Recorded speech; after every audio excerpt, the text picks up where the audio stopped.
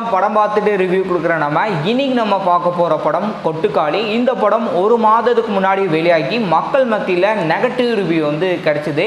எதுக்காக negative review கிடச்சிதுன்னா ஸ்லோவாக அந்த படம் போகுது அப்படின்றதுனால தான். அது மட்டும் இல்லாமல் ஃபெஸ்டிவலுக்கு இந்த படம் போயிருக்கு. ஏன் ஃபெஸ்டிவலுக்கு போச்சு இது எல்லாத்தையும் டீட்டெயிலாக பார்க்கலாம் வாங்க. சூரி தன்னுடைய சிஸ்டர் பொண்ணு ஆனபென்னை கல்யாணம் பண்ணணும்னு நினைக்கிறாரு. ஆனால் ஆனபென் வந்து காலேஜில் ஒரு பையனை வந்து வேற ஒரு கேஸ்ட் சம்மந்தப்பட்ட பையனை வந்து லவ் பண்ணுறாங்க. இதனால் சாமியாரை பார்க்கலாம் அப்படின்னு போகிறாங்க. இதுக்கு நடுவில் என்ன நடக்குது அப்படின்றது தான் இந்த படத்துடைய என்டையர் ஸ்டோரி.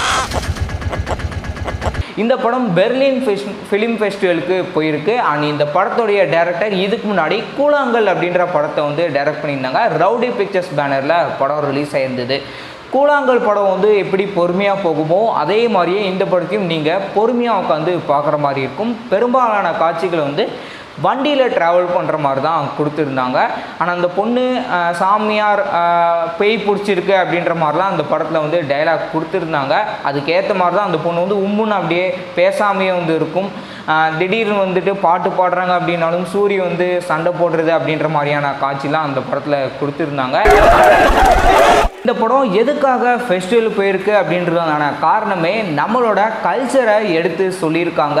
கிராமத்து மக்களுடைய பழக்க வழக்கங்கள் எப்படி இருக்கும், ஆனால் அதோடைய ரோட்லாம் எப்படி இருக்குது அப்படின்னு சொல்லி நல்லா அழகாக வந்து காமிச்சிருந்தாங்க.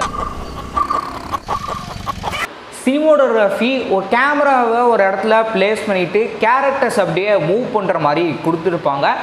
பேக்ரவுண்ட் மியூசிக் வந்து நடுவில் அப்படியே வர மாதிரி நல்ல ஒரு ப்ளசண்ட்டாக வந்து கொடுத்துருப்பாங்க. ஆனால் பேக்ரவுண்ட் மியூசிக்கை விட ஏன்னா அந்த படத்தில் வண்டி தான் மூவ் பண்ணுற மாதிரி சொல்லியிருந்தேன் இல்லையா, ஸோ அந்த ஒரு சவுண்ட் எஃபெக்ட் நடுவில் அவங்க என்ன மாதிரிலாம் பண்ணுறாங்க அது எல்லாத்தையுமே வந்து நல்ல ஒரு சவுண்ட் எஃபெக்டோடு வந்து கொடுத்துருப்பாங்க.